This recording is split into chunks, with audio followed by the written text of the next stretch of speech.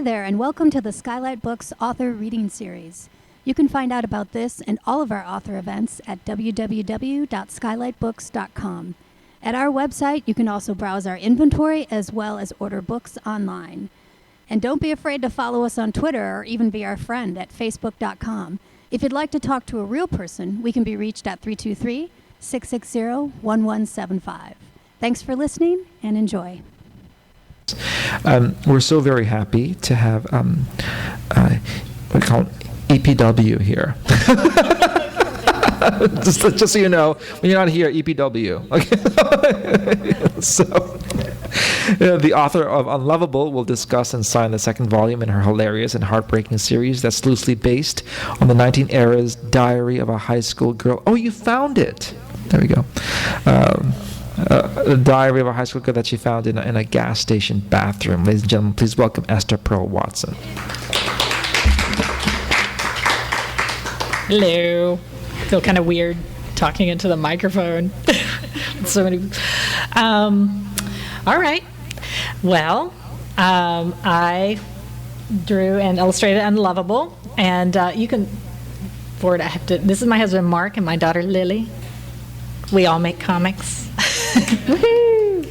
And Mark and I were driving. We were trying to take a shortcut from Las Vegas to San Francisco through Death Valley one time back in 1995, and we were driving my really crappy car that you had to drive with the heat on. Had no radio. The radio had been stolen so many times I didn't bother replacing it. And we were bored out of our mind, and we stopped at one of those gas stations where it's like the next gas station is 50 miles away, so better get gas here. And when I went to the women's restroom, there was a diary, a little tiny diary on the bathroom sink. And you can skip on forward. Oh, yes, this is the inspiration for the back page cover. I really love this horribly, badly drawn comic. I can't ever tell if it's supposed to be, like, sexy or just tacky. But I had always kept diaries ever since I was 13, a daily diary. So to find somebody else's diary was... for me, it was like a gold mine, because I just wanted to see if, like, it read like my diary or if she wrote like I wrote. And the diary was already dated from the 80s, and she seemed to be about my age. And she never gave her last name or where she was from. And obviously this diary had traveled by the time it reached this bathroom in 1995. A lot of the pages were torn out. But Mark and I read the diary out loud for entertainment all the way to San Francisco. And it read so well. It read like a novel. It was just perfect. Like, my diaries are super boring. But hers was interesting. She would introduce you to characters, and you wondered if she was lying or telling the truth about them. And they seemed jerky, but she seemed to like them. And she was really boy crazy and got in a lot of trouble. And I just thought it was like the greatest thing in the world. A little bit about myself. I'm from Texas, and you can skip on. I don't only do comics, I also make paintings, especially about my dad, who built flying saucers in the front yard. And so we moved often when I was growing up in Texas. This is my dad building. He's working on his flying saucer in the garage, and I had given him. We have very few photos because we moved. We moved like in the middle of the night. He would come home and he's like, "The landlord's pissed off. Here, everybody, here's a garbage bag. Throw it. You fill it up. Throw it in the car, and we're out of here." And and I gave him one of the few photos that I found of his saucer, and I thought he would really cherish that. But he tore it up. He's like, "This saucer design is flawed," and he tore it up. But he was always working to improve his saucers, and I was equally obsessed with drawing. I drew. I wanted to be an artist ever since I was 8, and I had this world, this EPW world, called Eric Paris World, and these were my Eric Paris World was Eric Paris. He was kind of like MacGyver and Liberace kind of morphed together, and he ruled over this world of like gangs and fashion models and rock stars. And this is Christy Willem and Tootsie, and I can't tell which one is Tootsie. Awesome. But with this diary, when we found it in '95, this diary was our muse for both Mark and I. We tried to sell this diary to every publishing house we could get a hold of, and we even came up with a portfolio that was. It was a lot of collage and collaboration with his brother, who's a photographer, and a lot of the publishing houses rejected the diary for some obvious reasons, like you can't publish somebody else's diary, and you can't make fun of the main character, and nobody cares about the 80s at that time. In the 90s, nobody cared, supposedly. So there was lots of reasons. So when I came out to California, I decided I was just going to make my own comic. And I started, I don't really know much about comics, but I just started with an 8.5 by 11 sheet of paper and some India ink and a paintbrush, and I just started drawing images that made me laugh. And I did everything I was told not to do by all the editors, and I self-published it. And I sent my Unlovable Volume 1, my little self-published zine, out to all the magazines, because that's where I was getting all my bread and butter money. I was an illustrator for major magazines. So I sent this zine out, and Bust Magazine called, and they said, "We want you to do the back page comic for us." And they actually got rid of the comic artist they had, and they told me they were going to do that, and I felt really bad. I was like, just finish your run with her, and then when you get tired, then you can call me. But they were like, no, we want to publish Unlovable. And so that was, I was really excited about that, and I still to this day do the back page comic for Unlovable. But here's, for Bust. And then this is Volume 2, Turd Alert. And I would make these, this is 3, this is Dog Breath. I would make these, and they cost me a lot of money. Most of my zines and mini comics I publish myself. I'll go and just make my own Xeroxes, but these I made like 1,000 of. And it costs like, $1,500 each issue. So it was a lot of money. And I set up a booth. Mark and I had a booth at Alternative Press Expo in San Francisco. And Matt Groening came by, and he said he really liked it, and he was like, "Oh, are you going to be around here next year with the next issue?" And I was like, "Yes, I will." And so, so then I was like, "Come on, Mark, we have to come up with $1,500 to do the next one."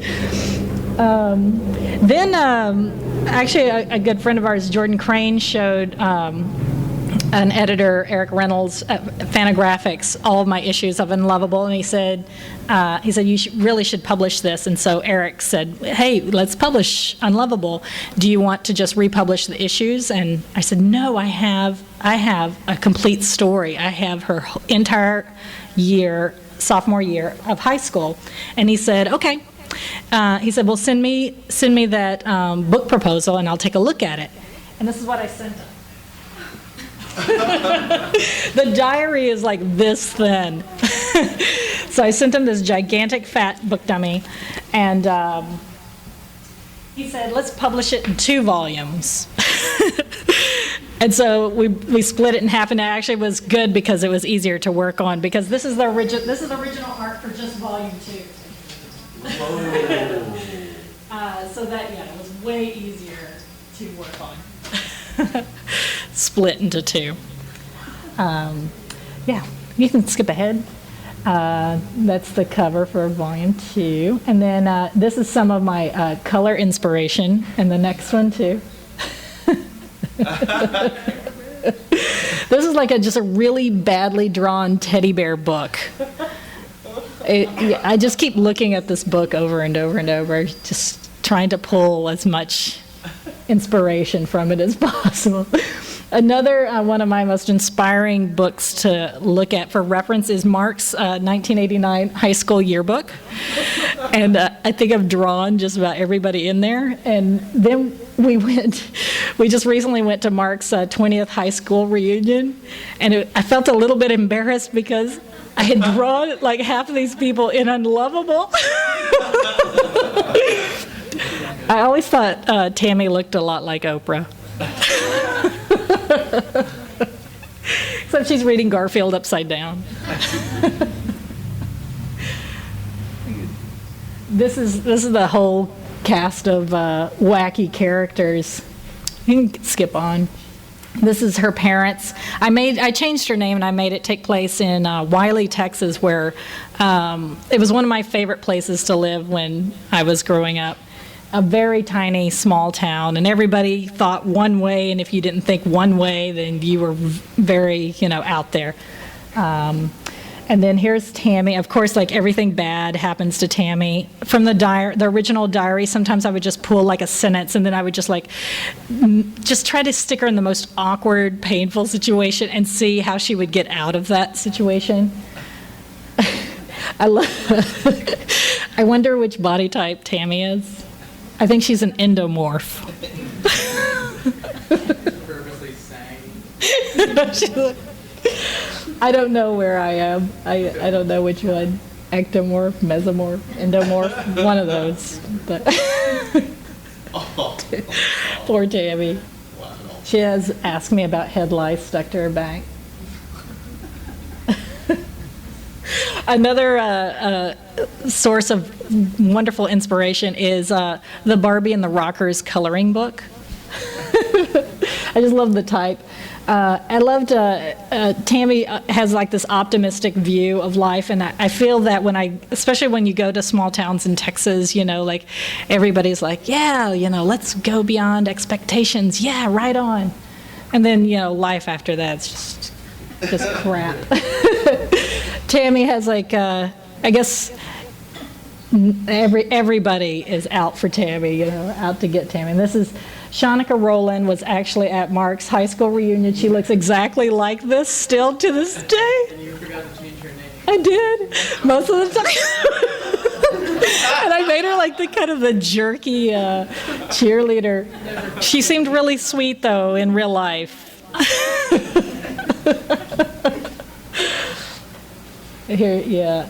A lot of, there's always some guy Tammy's never met who comes up to her and says something very inappropriate, and she doesn't know how to handle that situation. Yep. And her brother is extremely jerky all the time. Never very supportive. She had a brother in the diary? In the diary, I can't remember exactly if she had a brother. I can't remember anymore. She had a friend named Spanky. Yeah, she did. She had a friend named Spanky, which is a great name. Tammy always wants to be a JCPenney's model. This is like her dream right here. And I actually found an ad with a JCPenney's model, and I was like, yes, gold mine. This is my inspiration from Mark's high school yearbook of Tammy, and a character that I call Herb Euchert, and I love like right above it says you're being followed, and that totally like inspired the next panel, Mark. Of Kim and I were spying on him once. We secretly followed him home from school. When he got to his front door, he turned around real fast like he saw us. And she gives him a number 8 on her Guy Rater scale. And in the real diary, she did have a Guy Rater scale. Yep, very important. Here's Tim Starry. This is my inspiration for Tim Starry, who Tammy always sees in detention after school, and he's very jerky. He always makes her do degrading things, and she does it,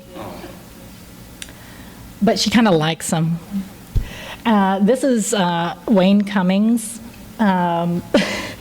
There was a character like this in the real diary that was he was so sleazy, and it was really obvious. Like, he would give her back rubs and massages in gym while they were waiting to be assigned, what team they were on. And the whole time, like, she was writing in her diary, like, oh, he's kind of cute, I think I like him, and he gave me a hug today. And you're like yelling at the diary, like, get away from him, do not talk to Wayne Cummings, please do not talk to him.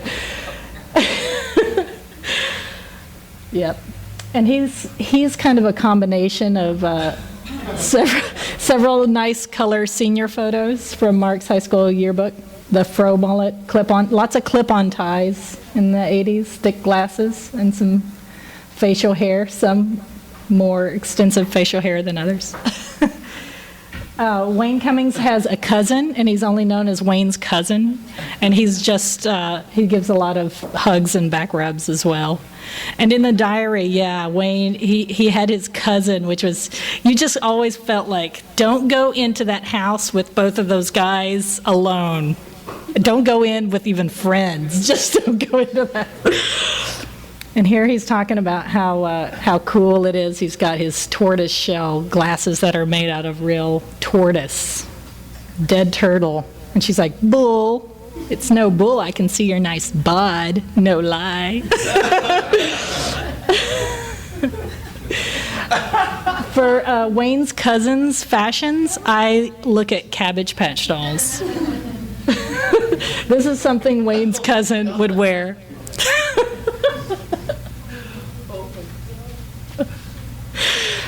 And of course, Tammy's best friend is Kim, who is really just not a good influence. And in the real diary, you just wanted her to separate her from her friend, who was just not nice to her, used her, always used her for money or to get something. Yeah, you just didn't want her to associate with Kim.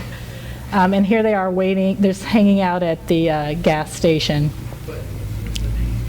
Yes, I did change the name to Come and Go. There are no Come and Goes in Texas. I think you have to go to like Tennessee or somewhere else. But I just had to use that name. And this is my model for Kimberly Conway. We used to know girls like this in high school. They would take their lighter, they would be smoking outside, and they'd take their lighter and melt the eyeliner. They'd get it really hot and melt it, and then just like stick it on their eyes. I know, you're just like, you're gonna burn your eye out. I know, right? She uses a lot of hairspray, a lot of teasing. There's Kim. Kim and Eric are always teaming up against Tammy. This is my inspiration for Eric Burns, who is kind of, you wonder if he's Kim's boyfriend. Not quite sure. But I love the little ads in the back of yearbooks that the parents pay for, and they're so embarrassing and really wrong.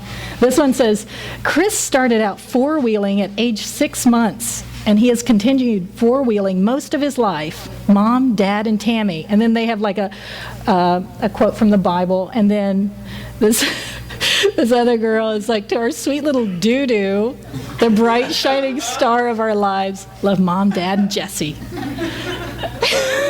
You're just like, yeah, it's horrible. And then here's Eric, and he has like a denim jean jacket collection. I used to know this guy in Texas that that was his thing. He only wore denim jean jackets, these denim jackets. And here's a Tammy bad poem for Eric. Your head is a brick. You like hot chicks and sex flicks. Your denim jacket collection, you need to nix. Sorry, it's true. He says, quit looking at me. It's creepy. Poor Tammy. And yeah, Tammy thinks, Tammy hangs out with Kim and Eric, but she's kind of a third wheel, and she doesn't quite get it. She doesn't quite get the moment when she should leave or disappear. She just stays there and makes it more awkward. In the real diary, there was a neighbor. There was a neighbor that was really, really nice. really nice to Tammy, and the whole time you're like, go for Ken, go for Ken, and she never quite did, and so you're just like, what's up with that? Why? You know, there must be something there. This is actually her handwriting. If you recognize it, then it's not. She talked to God a lot. She did write letters to God, like, dear God, you know, she was always asking God to give her Ken or give her a boyfriend or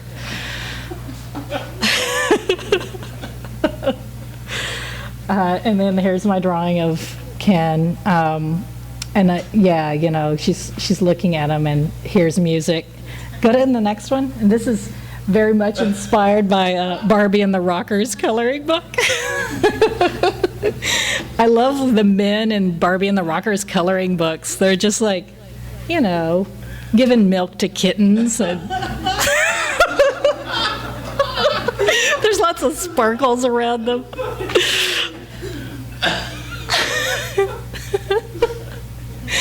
And then here's Tammy's fantasy world.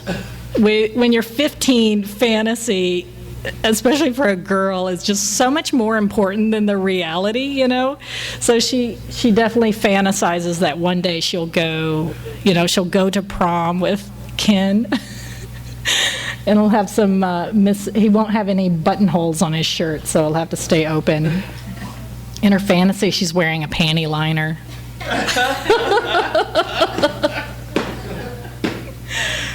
Yep. I really love this. I found this in a magazine. He looks so like, he's so embarrassed. And she just looks so like satisfied, like, yeah, it's okay.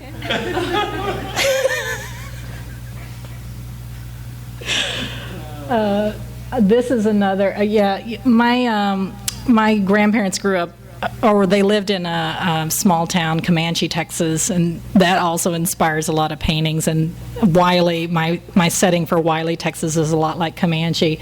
And the grocery store would hand out these coloring books, these coloring pages, and here it says color the boxes blue, red, and green. This is how Mom keeps our laundry clean.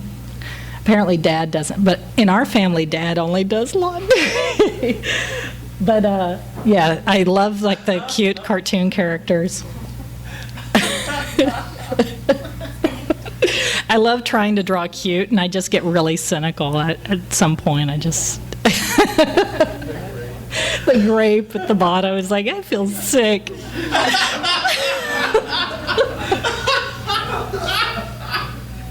There's always in Unlovable. There's always like things coming out of butts. Like a happy star. This is McFats and C.B. Clyde like to throw pool parties at their Hollywood mansion. And this is, here they are seen with their special friend Tammy and other lady friends. And I imagine this is totally what Tammy, like teen Tammy, feels like. You know, she's like in this weird fantasy happy land with, you know, if things aren't going right, then she can make it happy. This is, this is the same guy that made the Cabbage Patch Dolls. His first attempt was trying to make McFats and Clyde, C.B. Clyde, I guess. That didn't take off very well, I don't know. Yeah, heartbreak. I really like, here's another happy Ken in a jam session. I love the type.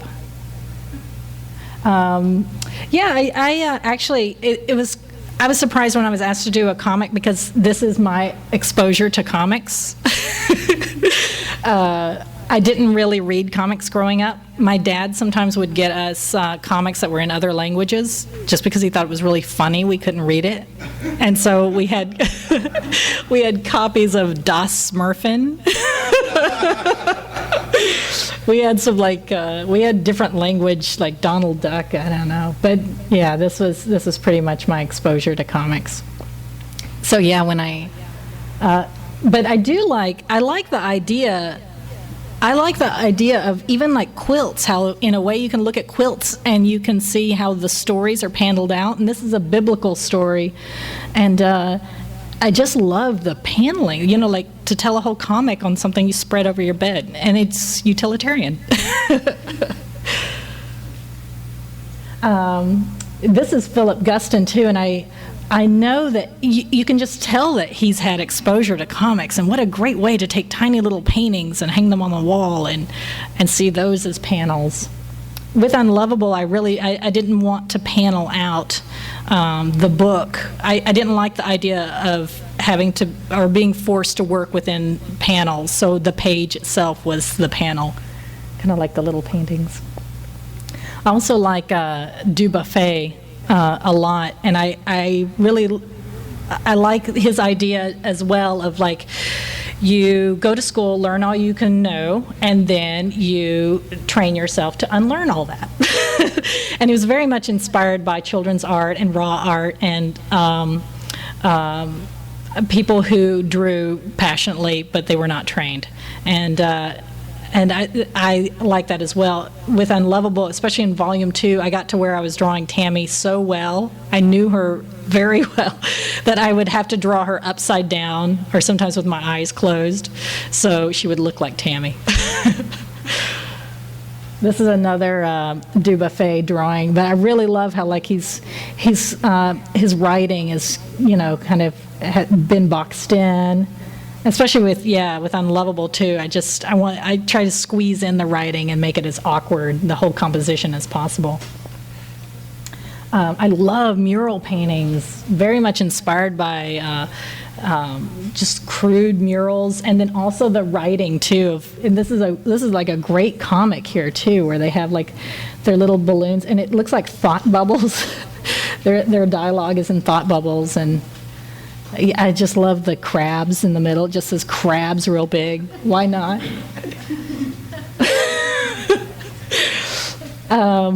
For Tammy, a lot of the movies are really important. Growing up, especially as a teenager, going to the movies was extremely important. And in Tammy's fantasy world, it's often very much infused with her reality. So one of my inspirations is looking at the movie posters from Ghana. And how they compose. I love the explosions, especially the explosions. But here's aliens, and they're here in this Aliens. They're all pissed off at Tammy's brother Willis for accidentally hitting her in the boobs, and it says, "You're going to stunt her boob growth. You messed up big time, Willis." But I thought I would do my own version of the Odalisque, and it is Herb Eugert offering Tammy a hot cheese wedge, and her life changes because she sees he has a hairy butt crack and notices that he's not wearing underwear, and she'll never think of him the same.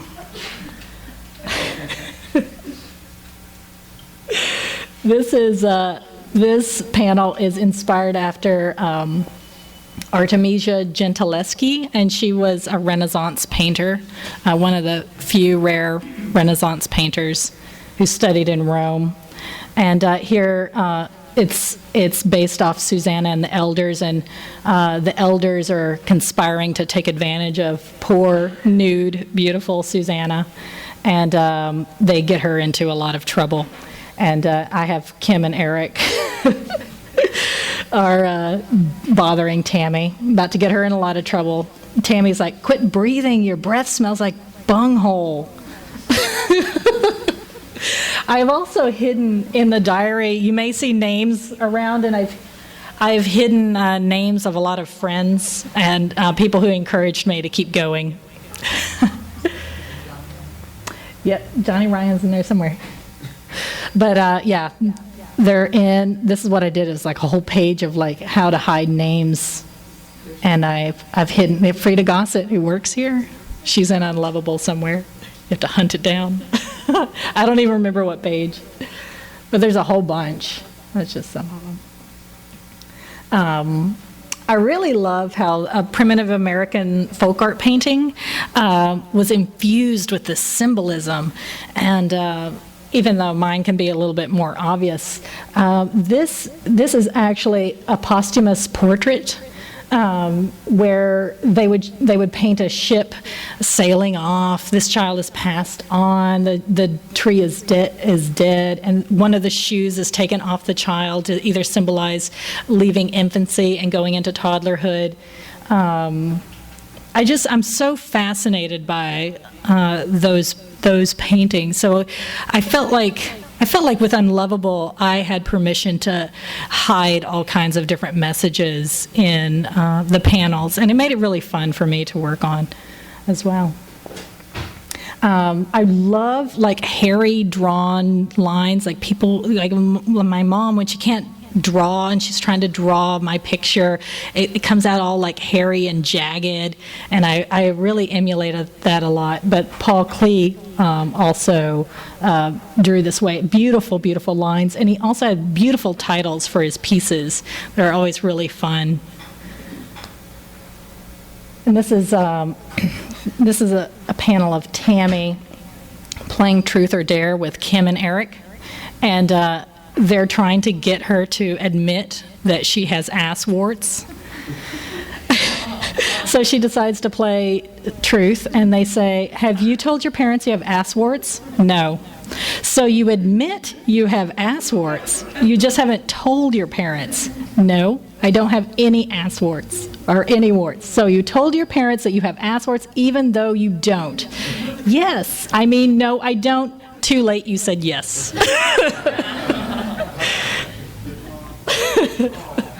Oh, man. This is, I changed her last day of school to make it happier than this. This was the last day of school I had written for Bust Magazine, where it says, "My sophomore year ended with no boyfriend and having to walk through the school cafeteria wearing the largest pad I've ever seen in my life. I hope and pray that today did not ruin my sophomore memories." And I can't draw cars, so I use the Hot Wheels book as my reference for cars. This is my all-time favorite Hot Wheels. I wish I had this car. It's a Pizza Vet.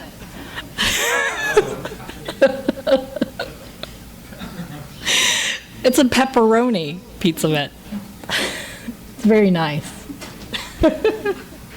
I like integrating all the product too, and like the idea of KFC and McDonald's and all this product that gets surrounded by Tammy and her world, and it just gets infused, and then you have Ronald McDonald telling Tammy who he thinks is hot. Wayne Cummings is hot, has a nice bod, don't you think?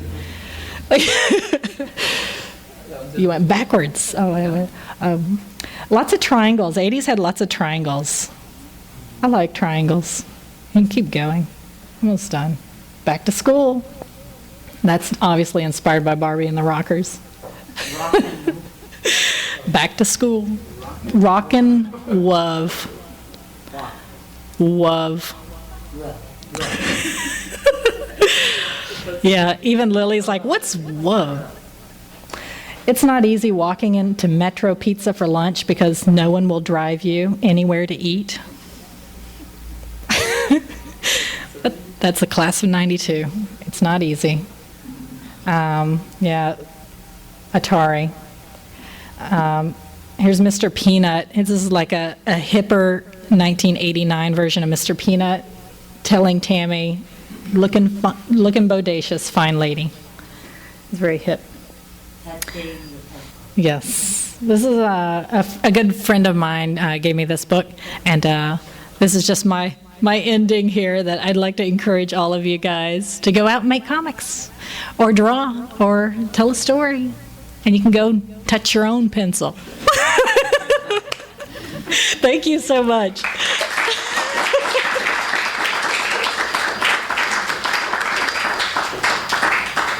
you have any questions? Good. I might have addressed this earlier, and I missed it, but when did you find the diary?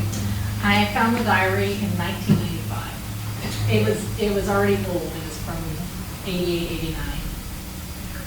How much of the writing is direct quotes from the diary? Not that much. It is based off of. Actually, a lot of my good friends that I went to school with recognize themselves more than I have a feeling than the real Tammy did. Mark is very much Tammy Pierce. A lot of his experiences are Tammy. Got ass you?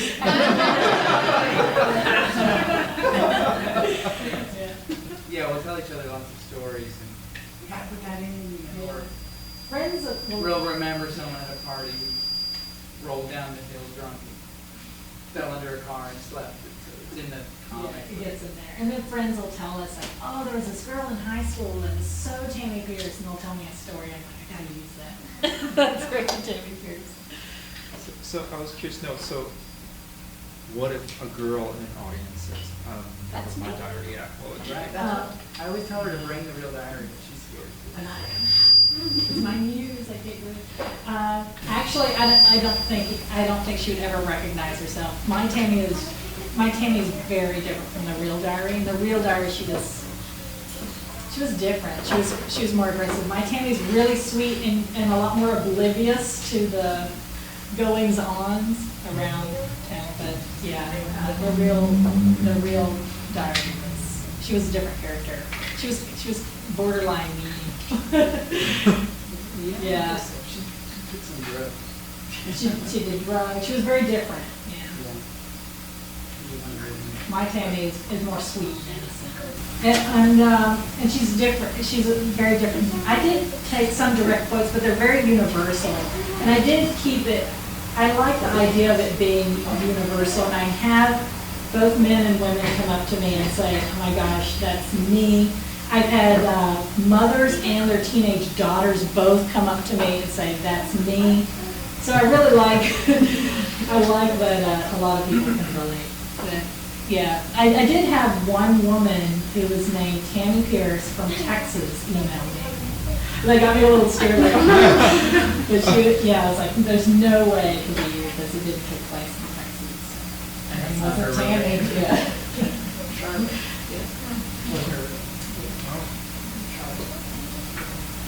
Any questions? How long did you put on the diary before you started piecing together that you were going to write something that inspired you? I started working on it right away.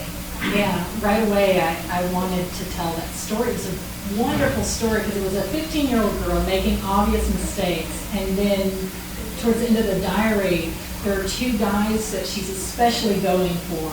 And one of them is Wayne Cummings, who are yelling, no, don't, that guy is sleazy, get away from him.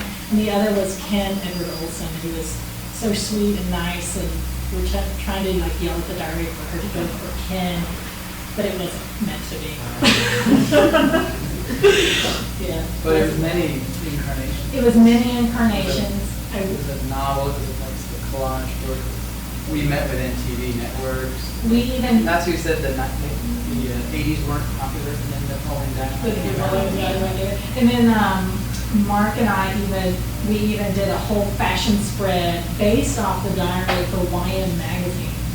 We found some girl who blogged. They updated the diary thing to a blog. Who would play Tammy in the movie? Well, there's people that want to. I don't know. She's done some animation stuff. Yeah, I've done. Leslie Holmes. Yeah, I made a little short film with Leslie Hall as Tammy and Susie Green. LeslieHall.com. Yes. But I brought with me the originals for volume 2, if you want to look at it. And I brought the book proposal that I showed the Fantagraphics. Just in case, it might be encouraging to some people to say, oh my God, that's all you need to sell a book. I can do that. Tell them about your next book. You just talk to Fantagraphics Yes, about. I'm currently working on a Lady Rambo story that's scratch and sniff.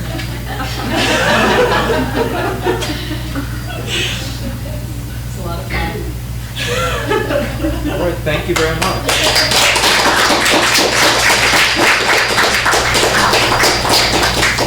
I'll move this stuff out of the way.